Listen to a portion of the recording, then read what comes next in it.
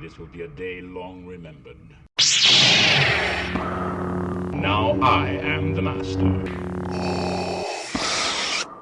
Welcome to another episode of Legends and Theories, and welcome to my review of Ahsoka Season 1, Part 3, titled Time to Fly. There will be spoilers for this episode, and I have less than an hour to fully edit and record this, so let's go straight into it. En route to the location of the coordinates that the hyperdrive was taken to, Ahsoka begins to continue her training with Sabine. At first, she trains with Hu Yang, who gives her pointers and uses 4 holographic lightsabers to mark where her hits are. Then Ahsoka gives her a visor to put on. Using it, she is to fight blind, and Ahsoka easily manages to get off multiple hits on her, eventually knocking her over. They go and continue to train. Meanwhile, General Hera Syndulla goes to meet with the New Republic leadership, meeting with Chancellor Mon Mothma and a few other senators. She begins to discuss what she discovered and what she believes is the return of Grand Admiral Thrawn. And all of the senators are beginning to doubt her, thinking this is just another last-ditch effort to try and find Ezra Bridger. And they are very suspicious of this, not thinking the Empire is a threat, and ask her to leave so they can discuss this on their own. So Hera does leave. Going out, she meets with her son, Jason Syndulla, as they talk about many things, including the fact that Sabine is being trained by Ahsoka, and that Jason wants to be trained as a Jedi, but Hera, knowing what the life did to his father, deflects the question and continues to be with her son. Back on the Jedi shuttle, after the training is completed, Ahsoka and Sabine sit down to get drinks, and Ahsoka begins to tell her of the Force and how to use it, and there is a chance she should be able to tap into it and use it, although Sabine doubts it. Ahsoka shows her by doing a simple act of moving a cup to her and telling her to practice simple acts to be able to begin to master the Force. She then heads up to the cockpit and talks to Hu Yang and points out that he shouldn't have told her of her low potential, as Hu Yang points out that Sabine would have never been considered for Jedi training, hinting that the fact her metachlorian count may be a little higher than normal, but is not enough to become a Jedi. Back on the other side of the ship, Sabine tries to use the Force to move the cup, but isn't able to move it at all, and is called up to the cockpit when they are contacted by Hera. Hera goes and tells them that she will not be able to support them, that the New Republic doesn't see this as a problem, and they are on their own. Dropping out of hyperspace, they go towards the planet, but are quickly ambushed by squadrons of fighters led by Shin and Merrick, and as the pursuit begins, Sabine goes to the back turret to fire off at the enemies as Ahsoka pilots. And initially, things are going poorly for them, with Ahsoka and Sabine being out of sync, but Ahsoka realizes that she needs to go to Sabine's level and tells her to make the calls, as Sabine tells her the different moves to make. They begin to slowly pick through the enemy forces and are eventually able to get the Eye of Sion in sight. They go towards it to get closer to get a scan of it, saying it looks like a giant hyperdrive ring, and Morgan Elsbeth calls off Shin and Merrick with the rest of their forces and orders for her turbo lasers to open fire on them. Sabine returns to the cockpit with no more fighter pursuit, but they are quickly under fire from the turbo lasers and have to continue going forward so Huyang can get his complete scan. Once he does, the ship is hit with a near catastrophic hit and is sent heavily damaged to the other side of the Eye of Sion. Huyang is disabled as Sabine tries to work on the ship. Ahsoka goes to the outside of the ship to try and deflect fire and to take down any ships that she can. She does this, successfully managed to take out one of the last fighters, leaving only Merrick and Shin left. Sabine then manages to return power to the ship and uses that to change the orientation of the wings so Ahsoka can get back in and barely makes it past the firing of Shin's laser cannons back into the ship as they fly into the atmosphere of the planet. The pursuit begins again as they begin to fly through the atmosphere, but they are quickly confronted by a pod of Purgles and use that for cover. While the pursuit does continue, they're able to find an opening and escape, making it down towards the planet. Ahsoka and Sabine are relieved as Huyang manages to power back up. He goes and begins to wonder what has happened, but they quickly have to shut off all power, including Huyang, so they cannot be tracked. After doing this, Shin and Merrick fly over, and not being able to find them, head back to their small camp as they prepare a search through the forest, knowing that they are safe for now.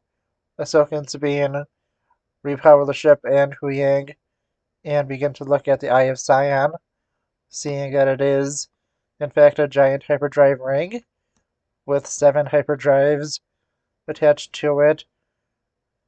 It is theoretically possible for it to be going at extreme speeds to close the gap between the galaxy and another nearby neighboring galaxy. Huyang says that the Jedi and the Old Republic were able to travel between galaxies by following the paths of Purgles, and if they had the hyperspace coordinates, this would make it possible. Knowing this, they continue to make their plans as Balin orders for his forces to go out and search the woods for Ahsoka and Sabine. And honestly, this was a really great episode. I think it did a lot of stuff that it should have done, but wish it was a little longer. I think that this probably could have been combined with what next week's episode will be, and that is them landing on the planet, having the duel that we saw in the trailers, and having them either preparing to leave or actually leaving the main Star Wars galaxy. I think this also confirms that the galaxy they are going to is one of the satellite galaxies, not being the 2 that were seen in Attack of the Clones, but instead being new ones that most likely are one of the 7 ones, as I said. And I checked after last week's video, and it seems that there's really only information known on the Rishi Maze, which is one of them, where Camino is, and a little bit about the other one, which is I think it was named Fire Fist. And the main thing about that one isn't too much, but I'm assuming it's neither of those and is farther out. But I think that's something better to discuss when we get a little more information on it.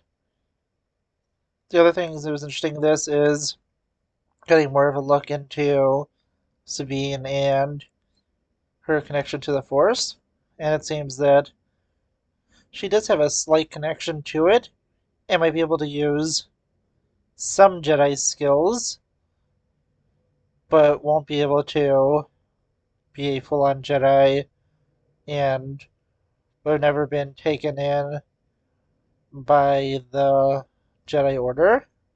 And another thing that was interesting was the entire storyline that was being done with the New Republic, acting very similar to how they did to the Yuuzhan Vong, and it definitely gives me the vibes of that. I am currently in the middle of reading the New Jedi Order, as you would have seen from my review of Vector Prime either last week or the week before, and even though we don't know truly how bad this could get for them, and obviously it will not be anywhere close to as bad as the Vong invasion, we definitely know that things are definitely going to be getting worse for the galaxy, and it's a bad idea for the New Republic to be ignoring this. But still, it is pretty interesting to see, and I am excited to see how this is dealt with, most likely in the Dave Filoni movie. I have been enjoying it so far, and although I think this one wasn't as good as the first two, I still think it was a really enjoyable story, and I did have a lot of fun watching it. As I said, I wish this one was longer, but it's not really a major complaint. It is mainly a space battle and some training scenes. Plus, we do get some really nice moments with Mon Mothma and seeing how the New Republic operates, and it seems that they are really not willing to see and want things to go their way. I also really like the little jab that Hera had saying that the Senator just sat out the war and was going to side with whatever side won. That was just a fun little thing, and I do like how they're trying to point out that Thrawn is a really big threat and hype him up before he does return. And I think that the earliest we'll be seeing Thrawn is the end of next episode.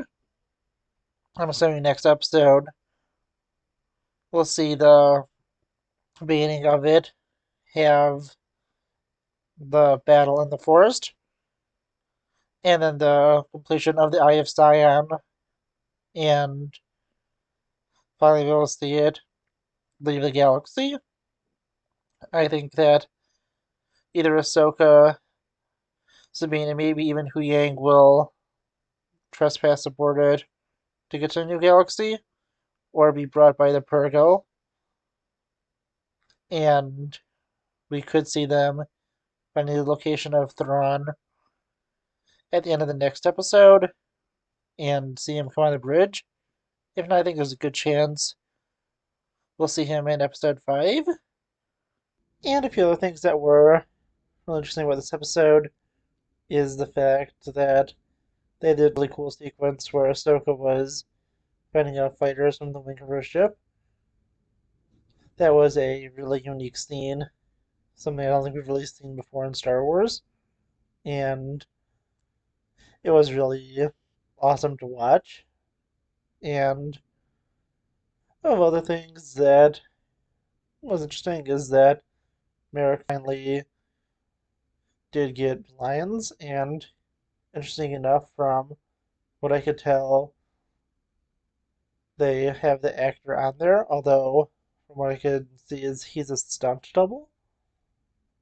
and the only real thing I could find about him was some praise by Robert Pattinson for him being a stunt double on Twilight, and that he also won an award for that, I think.